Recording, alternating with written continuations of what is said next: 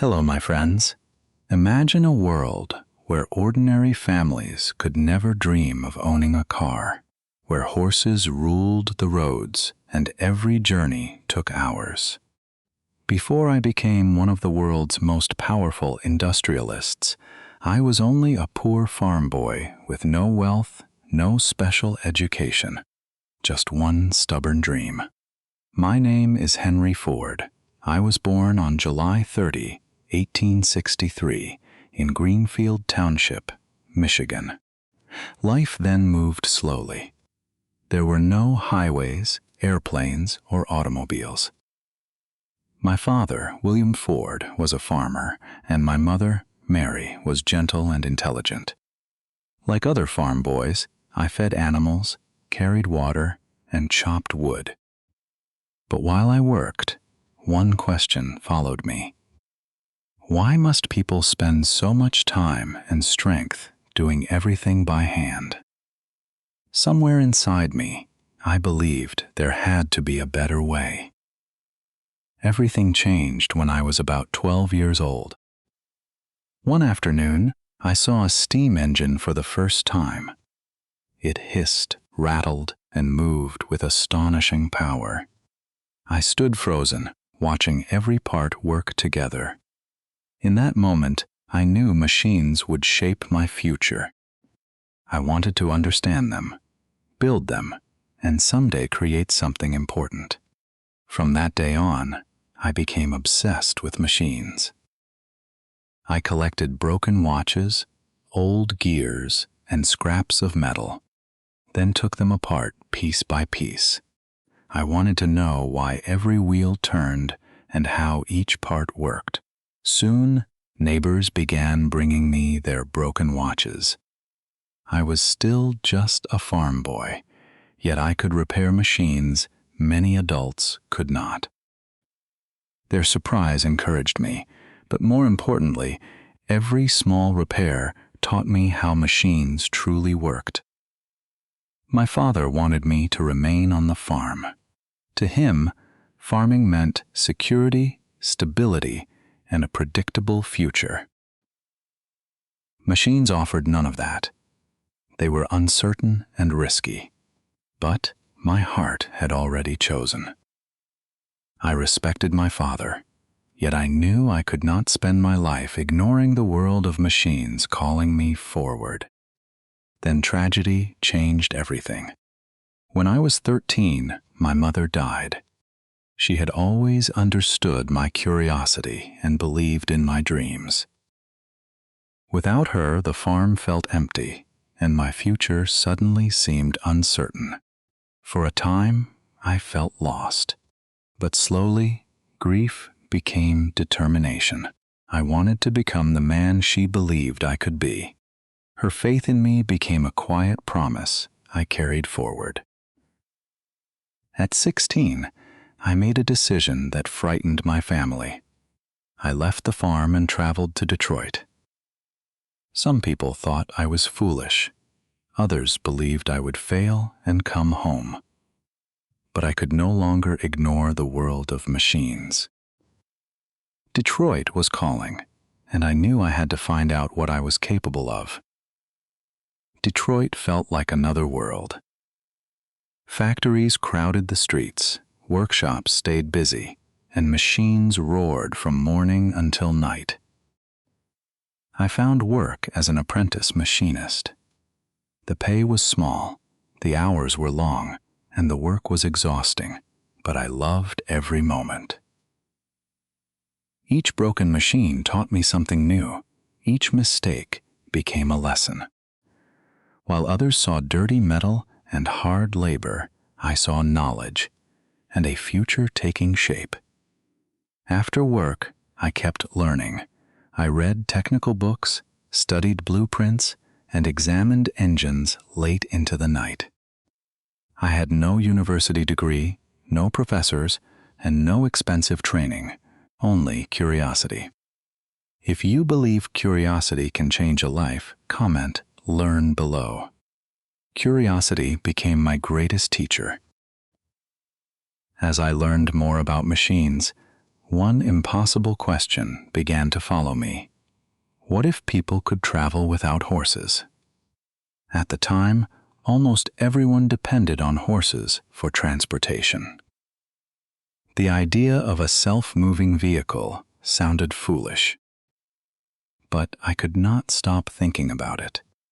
I believed machines could move faster, carry more, and give ordinary people greater freedom. The more others doubted the idea, the more determined I became to prove it could work. Years later, I joined the Edison Illuminating Company and became an engineer. My salary improved, and my future finally looked secure. But I was not satisfied. Every night after work, I returned to a small workshop behind my home, where another dream was quietly taking shape. Night after night, I worked inside that tiny workshop. I spent nearly every spare dollar on gears, pipes, bolts, and steel. I experimented, failed, rebuilt, and tried again. My hands were often covered in oil, my body exhausted, but the dream never disappeared.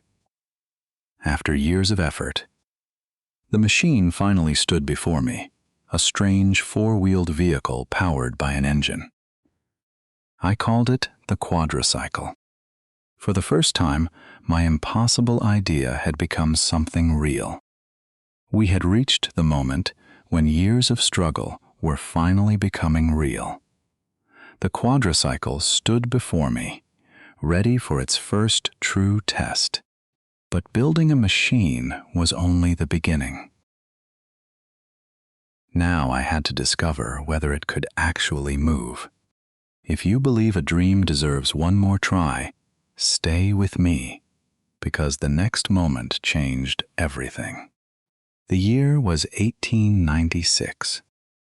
The Quadricycle was ready, but there was one ridiculous problem. It was too wide to fit through the workshop door. I grabbed an axe and broke part of the wall. Then I pushed the machine outside, started the engine, and listened as it coughed to life. Slowly, the wheels began to turn. I could hardly breathe. After years of dreaming, building, and failing, it moved. My idea was no longer just a dream.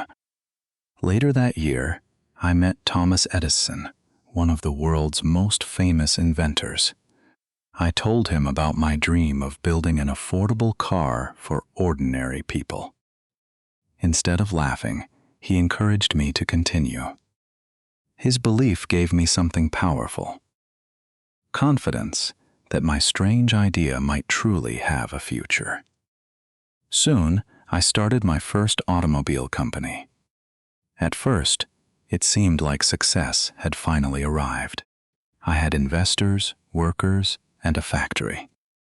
But the cars were too expensive, production was slow, and mistakes kept piling up. Investors lost patience, arguments grew, and eventually the company collapsed. I lost money, credibility, and confidence. People mocked me and said automobiles would never work. But I refused to quit. Failure had taught me exactly what needed to change. I did not see failure as the end.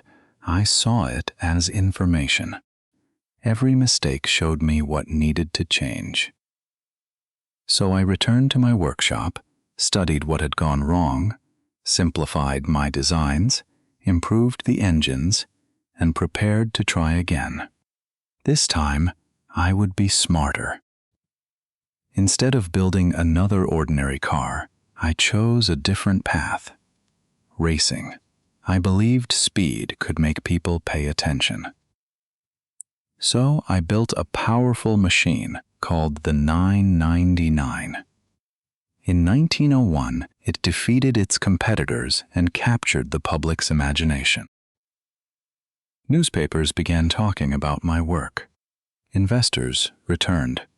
After failure and ridicule, opportunity had found me again. And this time, I was ready. In 1903, Ford Motor Company was born. We had little money, a small team, and enormous ambition. From the beginning, I held one belief. I did not want to build cars only for the rich. I wanted to build a reliable automobile that ordinary families could afford. And that belief guided everything we did. Our early cars sold reasonably well, but one problem continued to bother me. They were still too expensive for ordinary workers. I did not want automobiles to remain toys for the wealthy. I wanted farmers, factory workers, and everyday families to own them. So I asked myself one question again and again. How can I build a strong, reliable car at a price almost anyone can afford? That question would soon lead to my greatest breakthrough. Then, in 1908, the answer arrived: the Model T. It was strong, reliable, simple to repair, and easier to afford than most cars of its time. Some people laughed at its plain appearance, but families saw something more important: freedom. For the first time, the automobile was becoming a machine for ordinary people. The Model T changed everyday life. Farmers could reach distant towns, workers could search for better opportunities, and families could visit relatives far beyond their neighborhoods. Roads expanded, communities connected, and America began moving faster than ever before. But success created a new problem. Demand grew so quickly that our factories could not build enough cars. I had made the automobile affordable. Now I needed to make production faster. In 1913, we found the answer: the moving assembly line. Instead of one team building an entire car, each worker performed one specific task. As the vehicle moved forward, the result was dramatic. A car that once took more than 12 hours to build could now be completed in about 90 minutes. Production increased, costs fell, and the Model T became even more affordable. We were no longer just building cars. We were changing how factories worked. Production soared, and prices fell. At last, millions of ordinary families could afford what had once been a luxury. My goal was becoming real. The automobile was no longer reserved for the wealthy. As millions of families bought cars, America began to change. New roads stretched across the country, towns became more connected, and businesses could reach customers farther away. Travel that once took days could now take hours. The automobile did more than move people. It changed where they lived, worked, and dreamed. Ford Motor Company had become an industrial giant. But the next challenge would not come from machines, competitors, or factories. It would come from me. Success brought me more wealth and power than I had ever imagined. My factories expanded, my influence grew, and people began calling me a genius. But success also changed me. I became more stubborn, more certain that my judgment was always right. The same confidence that built an empire was slowly becoming one of my greatest weaknesses. The hardest conflict was with my son, Edsel. He was intelligent, creative, and eager to modernize our cars with new designs and fresh ideas. But I resisted him. I trusted my own judgment too much and struggled to give him real freedom. Looking back, I understood the painful truth. I had learned how to build machines and companies, but not how to step aside for the people I loved.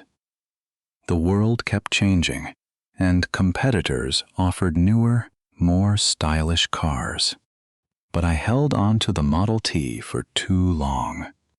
Finally, in 1927, production ended after more than 15 million cars had been built. It was a historic achievement, but also a painful reminder that even great success can become a weakness when you refuse to change. After the Model T ended, we introduced the Model A. It was more modern, stylish, and better suited to a changing world. The new car became a major success and proved that Ford could still move forward. But behind the factories and sales figures, my personal life was becoming heavier. The company had survived another transition, yet the challenges inside my family were only growing deeper. Then, in 1943, my son Edsel died at just 49. No factory, fortune, or achievement could prepare me for that loss. For the first time, success felt meaningless. I had spent my life building machines and companies, but grief taught me that family, love, and time were far more valuable. As I grew older, my health weakened, and my memory began to fade. The world was moving forward, and a younger generation was ready to lead.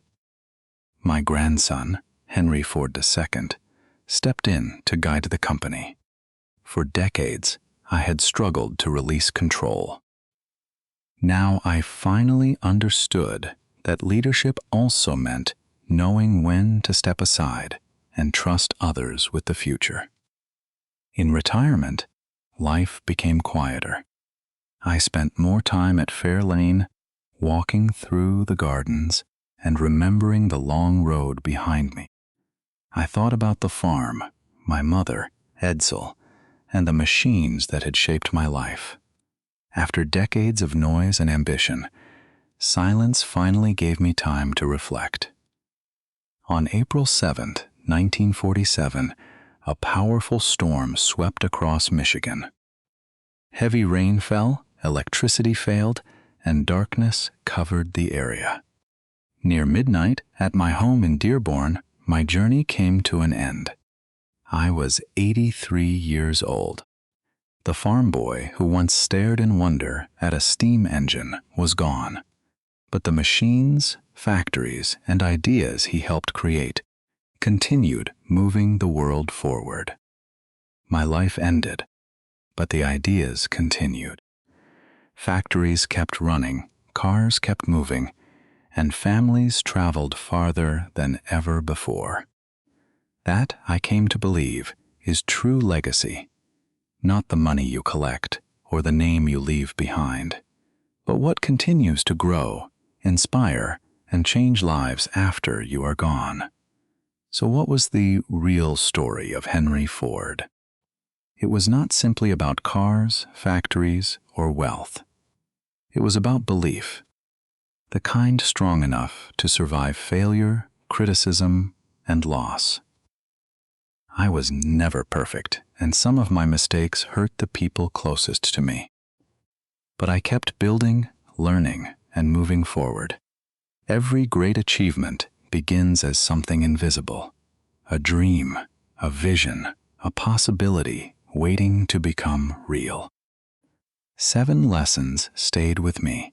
Start small. Learn from failure. Build for people.